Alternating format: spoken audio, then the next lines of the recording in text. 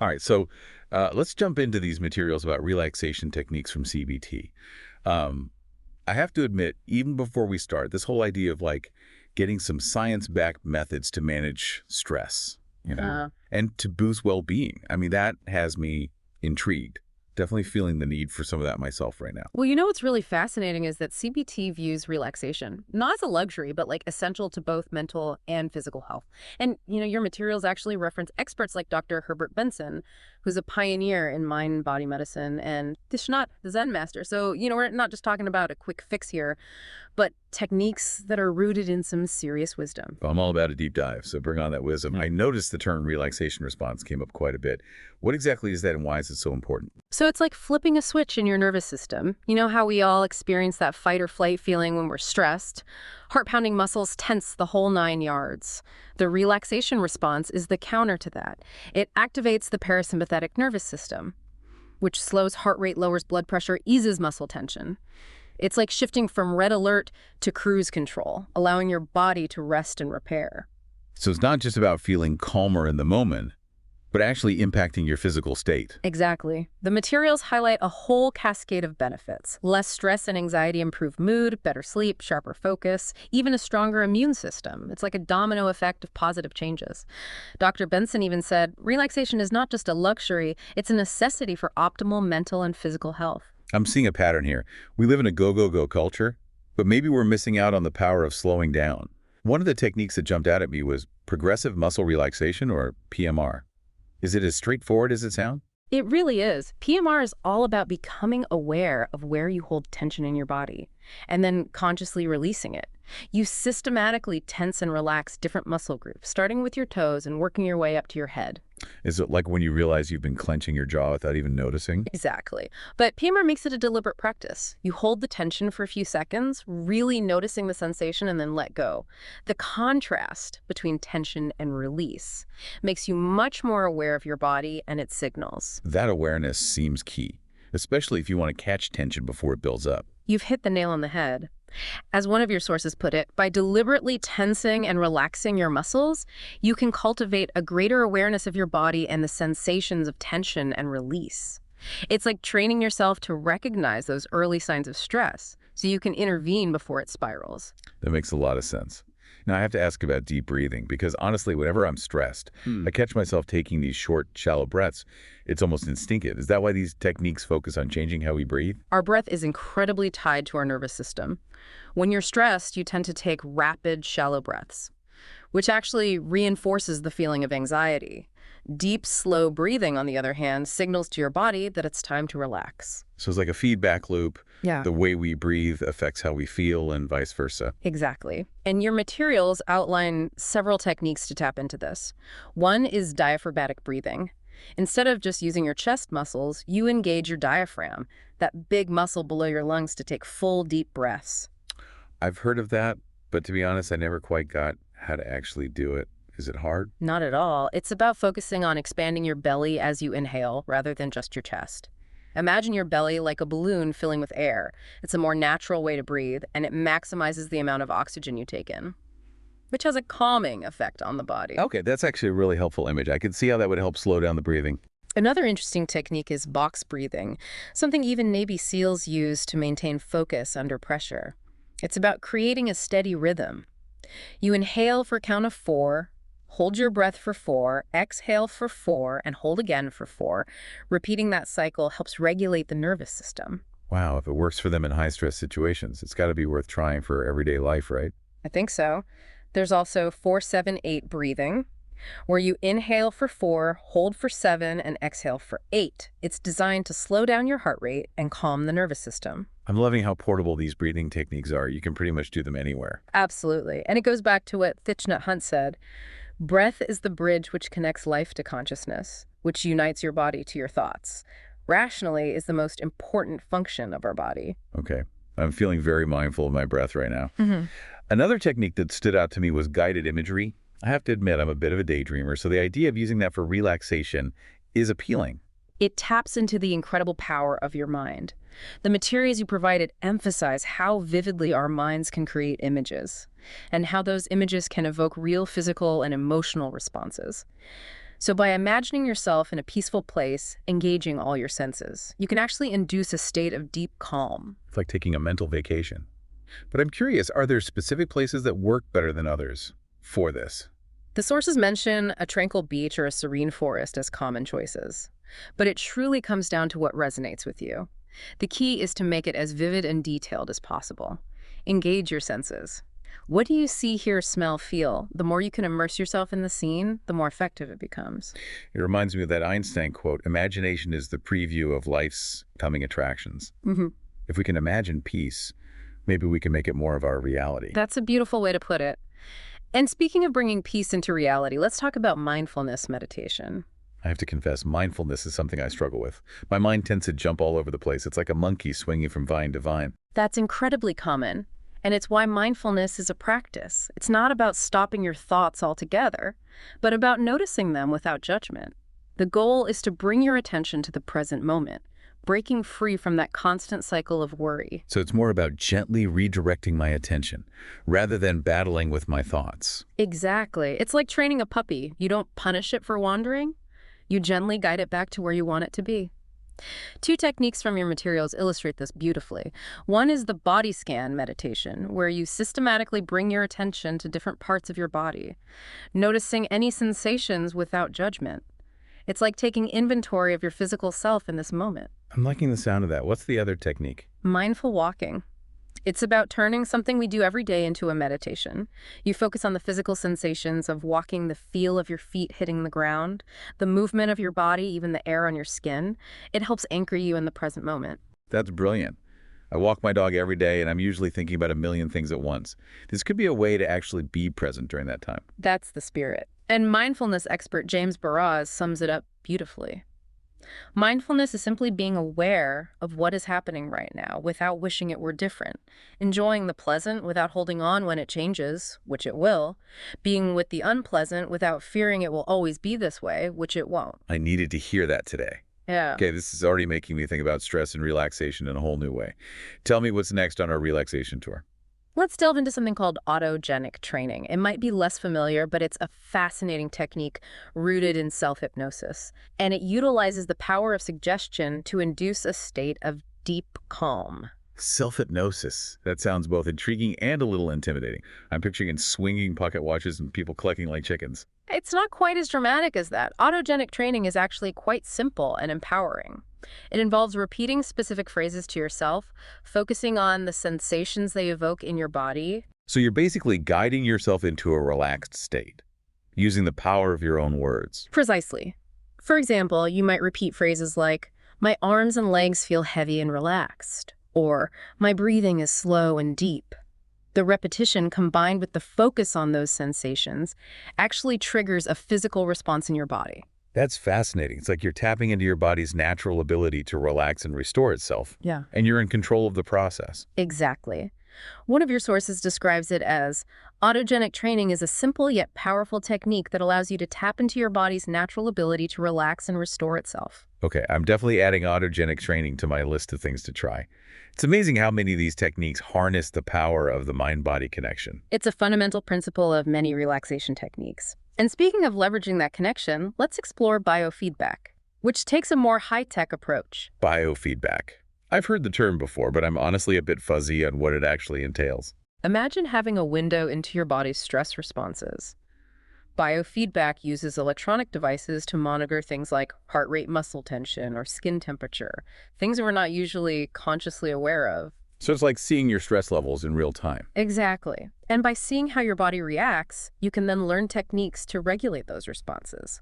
For instance, heart rate variability, HRV, training a common type of biofeedback, focuses on the tiny variations in time between heartbeats. I'm guessing those variations tell us something about our stress levels. Absolutely. Higher HRV is generally associated with greater resilience to stress and better emotional regulation. So training yourself to increase your HRV is like strengthening your emotional fitness. So like biofeedback gives you the data. And then you use other techniques like breathing exercises to actually influence that data. Yeah, precisely. Your sources mention other biofeedback methods that monitor things like temperature and skin responses. providing even more insights into how your body reacts. It gives you the power to see and then understand how your body is responding to stress, which empowers you to develop more effective strategies for relaxation. That makes a lot of sense. Okay, biofeedback is officially on my radar. Excellent. Now, have you ever heard of Jacobson's relaxation method? It's another fascinating approach to tension release. Jacobson's relaxation method. The name rings a bell.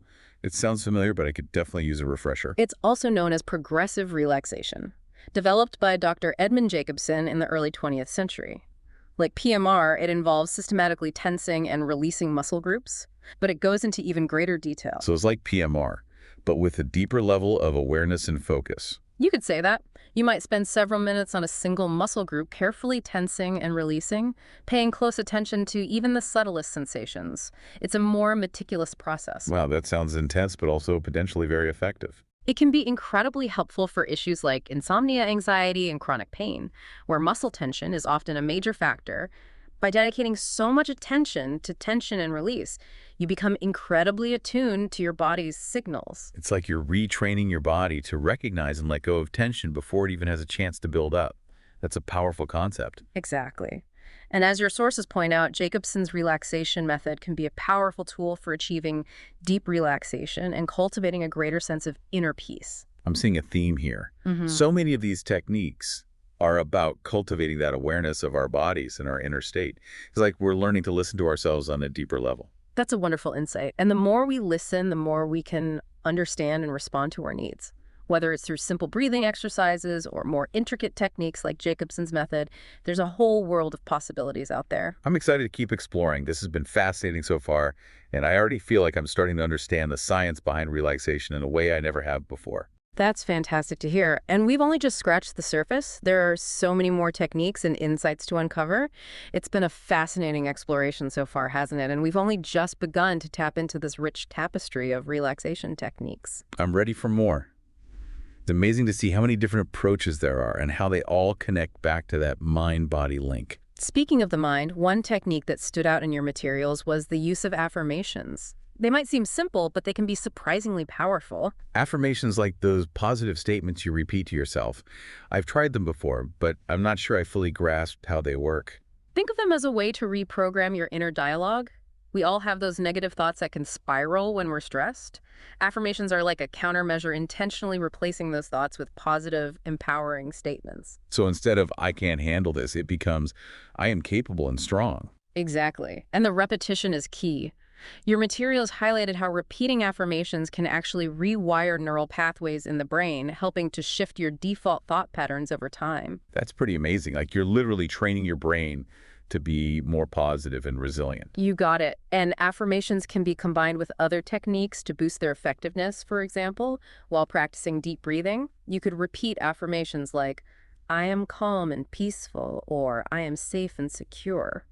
I like that it's like layering those positive messages right onto the physical sensations of relaxation. It makes me think of yoga. I've always enjoyed it for the physical benefits, but I never really thought of it as a relaxation technique. That's a common misconception. While yoga certainly involves physical postures, it's also a powerful practice for calming the mind and reducing stress.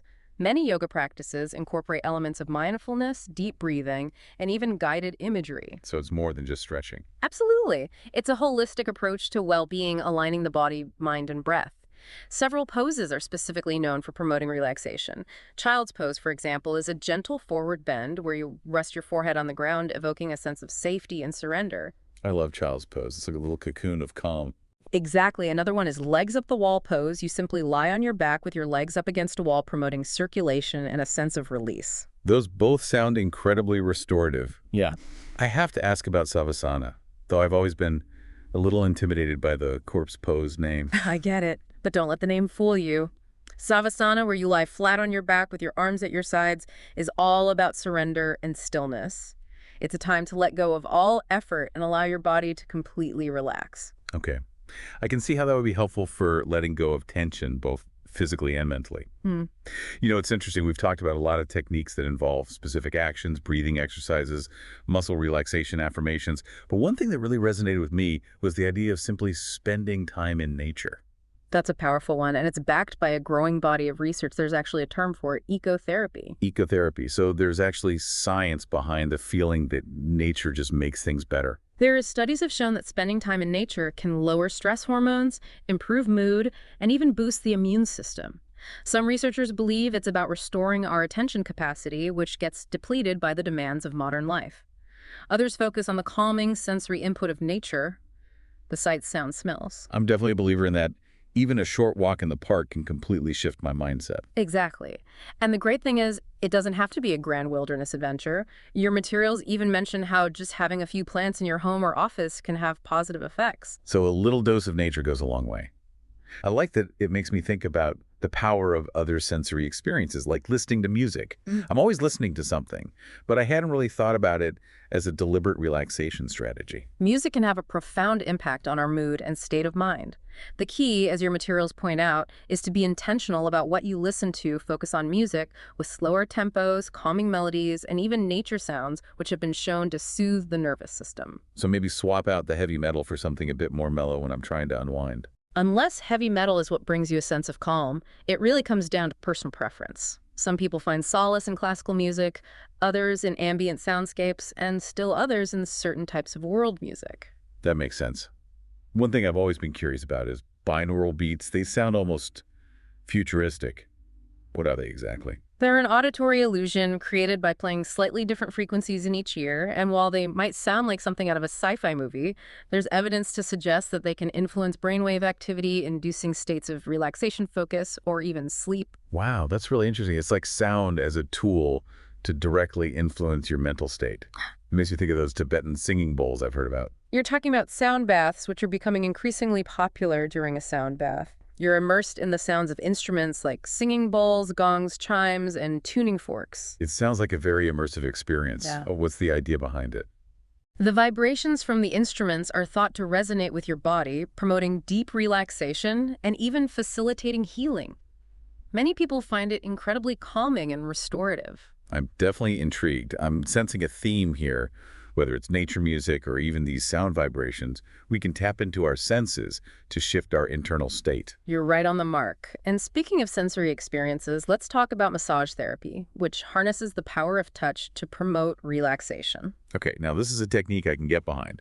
I don't think anyone would argue against a good massage.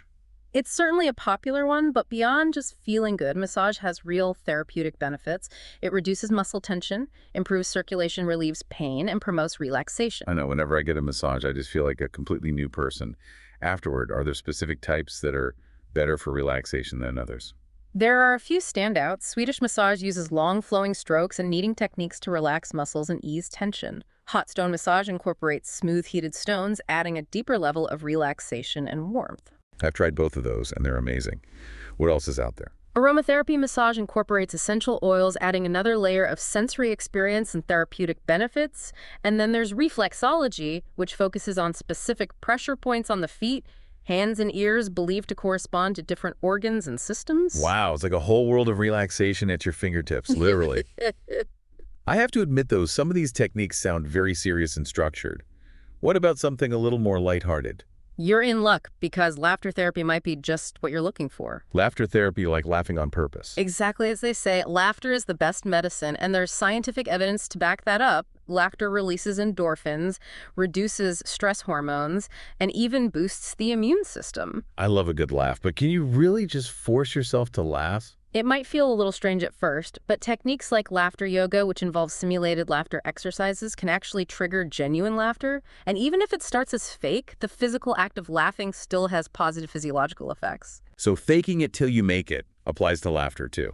I'm willing to give it a shot. It's definitely more appealing than forcing myself to do another set of crunches. That's the spirit.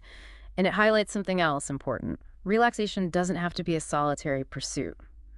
One of the most powerful antidotes to stress is spending time with loved ones. That makes sense. When I'm feeling stressed, being around people I care about usually makes things feel a little brighter. It's not just anecdotal social connection triggers the release of oxytocin, a hormone that promotes feelings of bonding, trust, and relaxation. So quality time with loved ones is basically a biological imperative for relaxation. I like the sound of it. It doesn't have to be anything fancy, right? Just hanging out, having a meal together. Exactly. The key is that feeling of connection and support. And speaking of simple pleasures, have you ever considered the therapeutic benefits of a warm bath? Okay, now you're speaking my language. A warm bath at the end of a long day is one of my favorite ways to unwind. It's a classic for a reason. Warm water soothes muscles, relieves tension, and promotes relaxation. And you can take it to the next level by adding things like Epsom salts, which are a great source of magnesium. Wait, Epsom salts have actual benefits? I always thought they were just for making the bath smell nice. Magnesium plays a key role in muscle function, and relaxation soaking in an Epsom salt bath allows your body to absorb magnesium through the skin, helping to replenish your levels. Mind blown. I'm definitely going to be adding Epsom salts to my shopping list. This whole conversation is making me think about how powerful our senses are for relaxation, and it reminds me of aromatherapy. I've always been intrigued by essential oils, but I've never really explored them. Essential oils are concentrated plant extracts that contain powerful aromatic compounds in aromatherapy. They're used to promote relaxation, reduce stress, and enhance well-being. So it's like harnessing the power of nature in a bottle. Exactly. And there are so many different oils, each with its unique properties for relaxation. Lavender is a classic choice known for its calming and soothing aroma. I love the smell of lavender. Chamomile is another great option known for its relaxing and sleep-promoting qualities. And then there's ylang ylang with its sweet floral scent, often used to reduce stress and uplift mood. This is making me want to go on an essential oil shopping spree. How do you typically use them?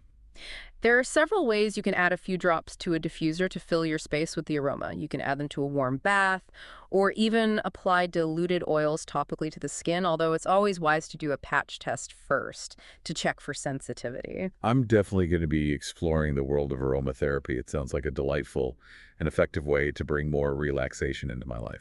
I think you'll find it a wonderful addition to your self-care routine. Speaking of self-care, let's talk about another essential element, sleep. Sleep, okay, this is definitely an area where I need help. I'm a bit of a night owl, and I know I don't always get enough sleep, but how does it tie into relaxation? Sleep is absolutely essential for both physical and mental restoration. When we're sleep deprived, our bodies produce more stress hormones, leaving us feeling anxious, irritable, and overwhelmed. That explains a lot. So getting enough sleep is like giving our system a chance to reset and recharge. Precisely. And your materials emphasize the importance of good sleep hygiene, having a consistent sleep schedule, creating a relaxing bedtime routine, and ensuring your bedroom is dark, quiet, and cool. Those are all great reminders.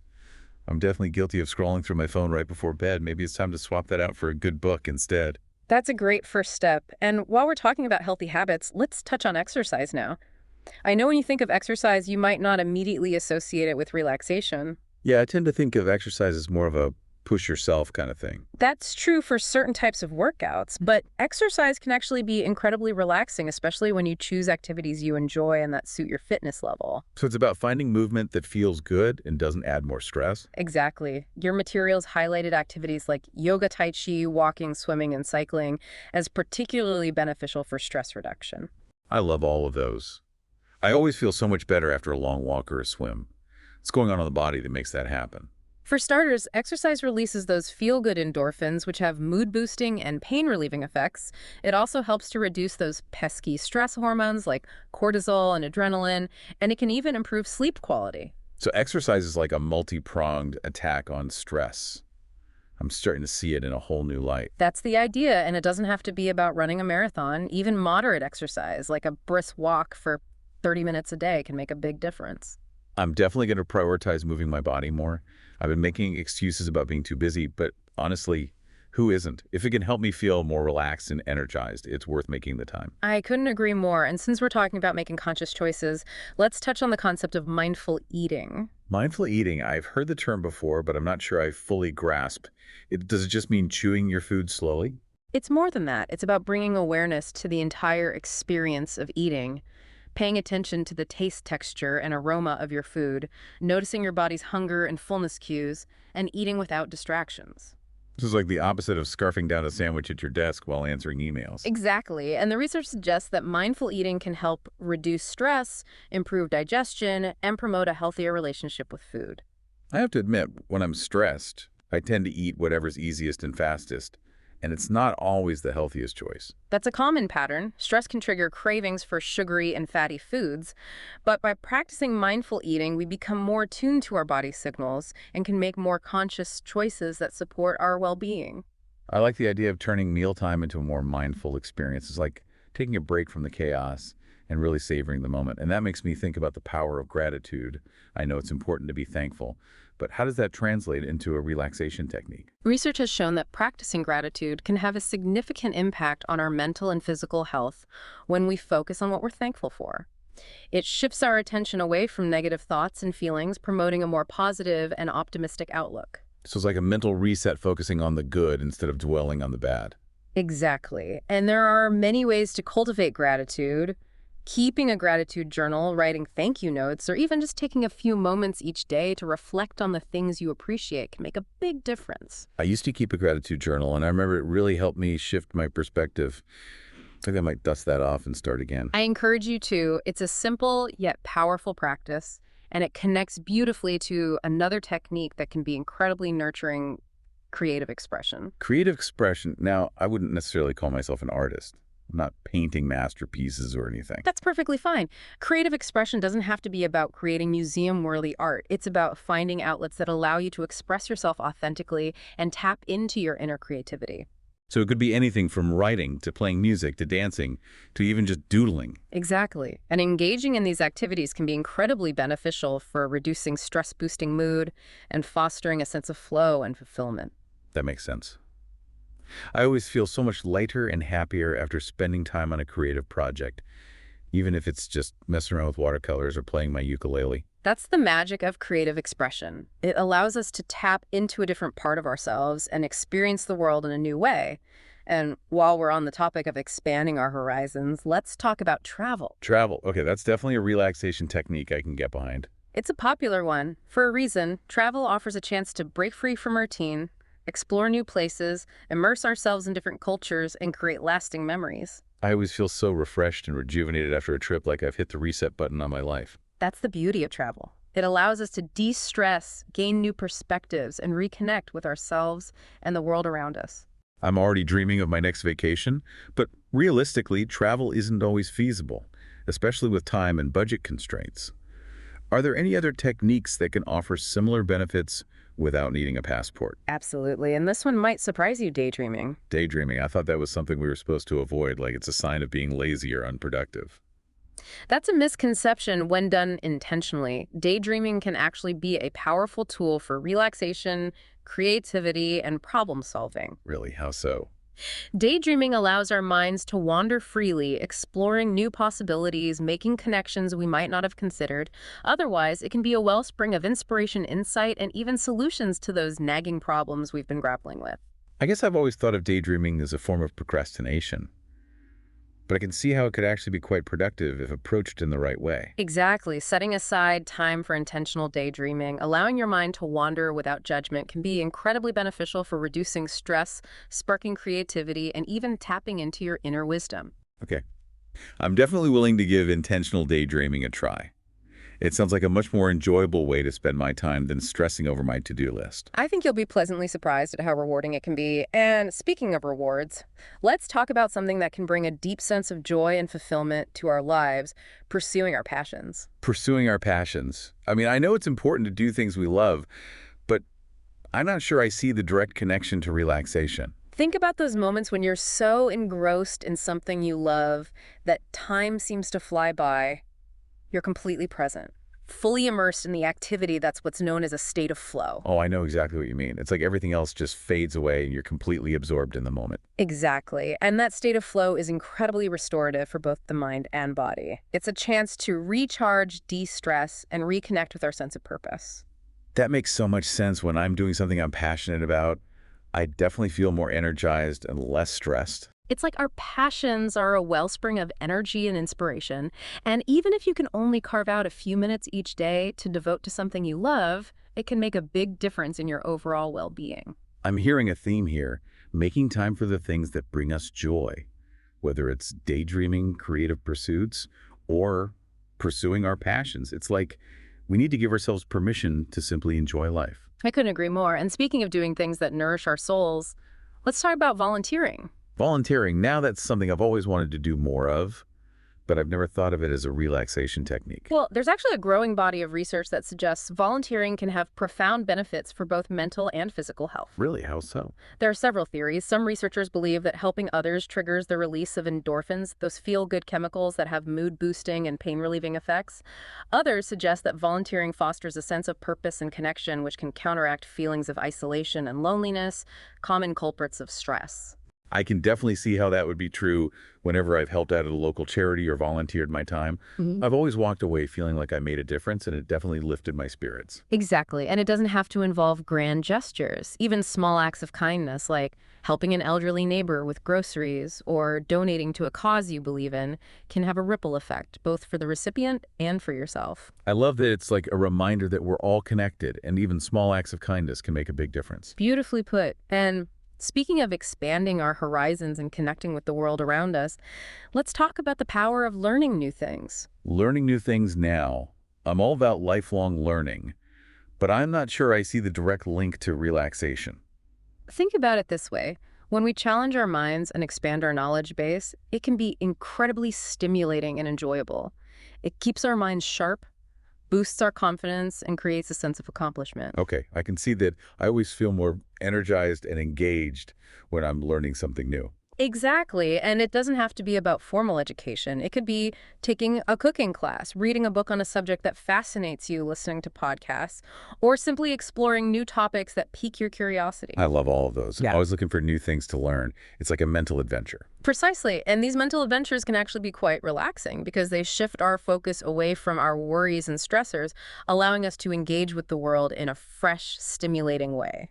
I like that I'm all about finding ways to escape the mental clutter. Speaking of mental clutter, let's talk about a technique that can help clear it out and make space for greater peace of mind, practicing forgiveness. Forgiveness. Okay, that definitely feels more like a spiritual practice than a relaxation technique. While forgiveness certainly has a spiritual dimension, it's also a powerful tool for emotional healing and stress reduction. Think about it, when we hold on to anger, resentment, or bitterness, it creates tension in our bodies and minds. It's like carrying a heavy weight around. Oh, I know that feeling all too well holding on to a grudge can be exhausting. Exactly. Forgiveness is about releasing those negative emotions and choosing to move forward with peace and compassion. But what if the person who wronged me doesn't deserve my forgiveness? Forgiveness isn't about condoning their actions or letting them off the hook. It's about freeing yourself from the burden of anger and resentment so you can move on with your life. That's a really helpful perspective. I'm going to work on practicing more forgiveness both for myself and for others. I think you'll find it an incredibly liberating experience. And speaking of liberation, let's talk about another powerful technique for calming the mind and cultivating inner peace: meditation. Meditation. Okay, I know meditation is good for you, but I have to confess I've tried it before, and I just can't seem to quiet my mind. It's like my thoughts have a life of their own. That's a common experience. Meditation is a skill that takes practice, just like anything else. And the good news is that there are many different types of meditation, so you can find one that resonates with you. Oh, that's good to know. I've only tried mindfulness meditation, focusing on the breath. Yeah. What are some other options? Guided meditation can be very helpful, especially for beginners. You listen to a recorded voice that guides you through a specific visualization or relaxation technique. I've actually tried a few guided meditations before, and I really enjoy them. It's like having a personal meditation coach right there in your headphones. What other types are there? Transcendental meditation, or TM, is a specific technique that involves repeating a mantra, a word or sound, to quiet the mind. It's been shown to have numerous benefits for stress reduction and overall well-being. Then there's Vipassana meditation, a more intensive practice that involves observing your thoughts and feelings without judgment. It's a powerful tool for cultivating self-awareness and equanimity. Those sound interesting, though, maybe a bit advanced for me right now. Are there any that focus on cultivating positive emotions? Absolutely. Loving-kindness meditation is a wonderful practice that involves cultivating feelings of love and compassion for yourself and others. It's a beautiful way to promote inner peace and connection. That sounds lovely. I'm definitely going to explore some of these different meditation techniques and see what works for me. I think you'll find it a rewarding journey. And speaking of journeys, let's revisit a topic we touched on earlier: spending time in nature. Didn't we already cover that one? We did, but it's worth mentioning again because it's such a powerful and accessible technique for reducing stress and promoting well-being, and it ties in beautifully with a concept known as blue space therapy. Blue space therapy, that's a new one for me. What's that all about? It's all about the calming and restorative effects of being near water, whether it's the ocean, a lake, a river, or even a fountain. I can definitely see that whenever I'm near water, I instantly feel more relaxed. What's the science behind it? There are several theories. Some research suggests that the color blue has a calming effect on our nervous system. Others believe it's the rhythmic sounds of water, like waves crashing or a stream bubbling, that have a soothing effect on our brains. That makes a lot of sense. It's like the combination of the visual and auditory stimuli creates this incredibly calming sensory experience. Exactly. And the best part is you don't need to live on the coast or have a lake in your backyard to reap the benefits. Even a short visit to a park with a fountain or a walk along a canal can have a positive impact on your well-being. I'm definitely going to be more mindful of seeking out those blue spaces. I love how simple yet effective these nature-based techniques can be. It's amazing how much power nature holds to soothe our minds and bodies. And speaking of powerful tools for self-discovery and stress reduction, let's talk about journaling. Journaling. Okay, I've tried journaling before, but I'm not very good at keeping it up. I always start with good intentions, and then my journal ends up gathering dust on my nightstand. I understand, but don't give up on it just yet. Journaling can be a truly transformative practice. It's a powerful tool for processing emotions, gaining clarity, and cultivating self-awareness. And it can be a great way to track your progress with other relaxation techniques. So it's like a written conversation with yourself. Exactly, and there's no right or wrong way to do it. You can simply free write about whatever comes to mind. Use prompts to guide your writing, or even use journaling to practice gratitude or affirmations. Those are all good ideas. I'm inspired to give journaling another shot. What about something a little more action-oriented? I'm a big believer in setting goals. Then you'll be happy to hear that setting and achieving goals can also be a powerful tool for relaxation. It might seem counterintuitive, but when we set goals that are meaningful to us and take steps towards achieving them, it fosters a sense of purpose and direction. I can see that having goals definitely gives me something to focus on and strive for, but how does that translate into relaxation? When we're working towards something we care about, it can shift our focus away from our worries and stresses, allowing us to feel more in control and less overwhelmed. And achieving those goals, even small ones, brings a sense of accomplishment and satisfaction, which can boost mood and reduce stress. That makes sense. I've definitely felt that sense of accomplishment when I've crossed something off my to-do list or reached a milestone on a project. Exactly. The key is to set realistic goals, break them down into smaller, more manageable steps, and celebrate your successes along the way. That's great advice. I'm going to make a point of setting some new goals that inspire me and create a plan for achieving them. It sounds like a great way to stay motivated and reduce stress at the same time. I think you'll be amazed at how empowering it can be. And speaking of empowerment, let's talk about another technique that can have a profound impact on our well-being: practicing self-compassion. Self-compassion. I've heard the term before, but I'm not sure I fully understand it. It's about treating ourselves with the same kindness, care, and understanding that we would offer to a good friend. It's about acknowledging our imperfections, forgiving ourselves for our mistakes, and recognizing that we're all worthy of love and acceptance. That sounds so important, especially in a world that often feels so judgmental and critical. It is. We tend to be much harder on ourselves than we would ever be on someone we care about. Practicing self-compassion is about shifting that inner dialogue and extending that same kindness and understanding to ourselves. What are some ways to actually practice self-compassion? Your materials highlighted a few great strategies. Start with paying attention to your self-talk. Notice those negative thoughts and challenge them with more supportive and compassionate ones.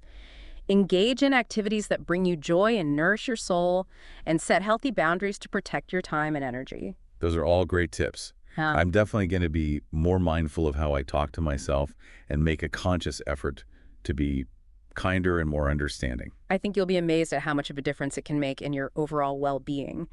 And speaking of well-being, let's talk about another dimension that can be incredibly nourishing for the mind, body, and spiritual practice. Spiritual practice, that's a broad term. What exactly does that encompass? It can be anything that connects you to something larger than yourself, fostering a sense of purpose, meaning, and connection. It could be traditional religious practices like prayer or attending religious services. It could be spending time in nature, practicing yoga, meditating, or engaging in acts of service. Okay, I can see how all of those activities could be considered spiritual practices. But how do they relate to relaxation? Spiritual practices often foster a sense of peace, purpose, and connection, which can be incredibly calming and grounding. They can help us develop a more accepting and compassionate perspective on life's challenges, reducing stress and promoting inner peace. I definitely feel more centered and at ease when I feel connected to something larger than myself. I'm going to explore some different spiritual practices and see what resonates with me. I think you'll find it a rewarding journey. Wow, this deep dive has really opened my eyes to the whole, multifaceted nature of relaxation. It's so much more than just taking a break or zoning out in front of the TV. Yeah, you've hit the nail on the head. It's about actively engaging in practices that nourish our minds and bodies, cultivate inner peace, and enhance our overall well-being. And the best part is there are so many different approaches, right? Yeah. So everyone can find something that resonates with them. Absolutely. We've covered a wide range of techniques today, from simple breathing exercises to more involved practices like meditation and yoga. And we've explored how connecting with nature, pursuing creative outlets, and nurturing our relationships can all play a vital role in creating a more relaxed and fulfilling life. It's amazing to see how all these techniques, while different in their approach, Yeah. ultimately tap into that same mind-body connection. Yeah. Helping us to shift our internal state and cultivate a greater sense of calm and well-being. Exactly. And one final technique I want to mention, which might seem counterintuitive, is the power of simply doing nothing. Doing nothing. That sounds almost radical in our always-on, hyper-productive culture. It might seem that way, but it's essential for our well-being. We've become so accustomed to constant stimulation and activity that we've forgotten the importance of simply being. I know I'm guilty of that. I feel like I always need to be doing checking something off my to-do list. That's a common feeling in today's world. But the truth is, our minds and bodies need downtime to rest, recharge, and reset. Scheduling time for intentional rest and relaxation, whether it's taking a nap, reading a book, listening to music, or just sitting in silence, is just as important as any other technique we've discussed. It's like giving ourselves permission to just be without any pressure to perform or produce. Precisely. And it doesn't have to be a huge time commitment. Even a few minutes of intentional nothingness can have a significant impact on your stress levels and overall well-being. I'm definitely going to incorporate more doing nothing time into my routine. It's like a mini vacation for my mind and body. That's a great way to look at it. Yeah. So we've come to the end of our deep dive into this fascinating world of relaxation techniques from CBT. I hope you found it informative and inspiring. It's been a revelation. I feel like I have a whole new toolbox of techniques to help me navigate the stresses of everyday life and cultivate a greater sense of inner peace. That's wonderful to hear. And remember, relaxation is a skill that can be learned and cultivated with practice. The key is to experiment with different techniques, find what resonates with you, and make them a regular part of your life. And don't be afraid to give yourself permission to simply do nothing sometimes. Absolutely. Embrace the power of stillness and allow your mind and body to truly rest and recharge. Well, thank you so much for guiding me through this incredible journey of relaxation discovery. I feel empowered to make positive changes and prioritize my well-being. It's been my pleasure, and I wish you all the best on your journey to a more relaxed and fulfilling life.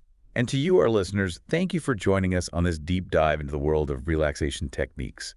We hope you've gained some valuable insights and practical tools to help you create a more peaceful and balanced life. Remember, relaxation isn't a luxury, it's a necessity. So make it a priority experiment with different techniques and discover what works best for you. Until next time, be well and take care.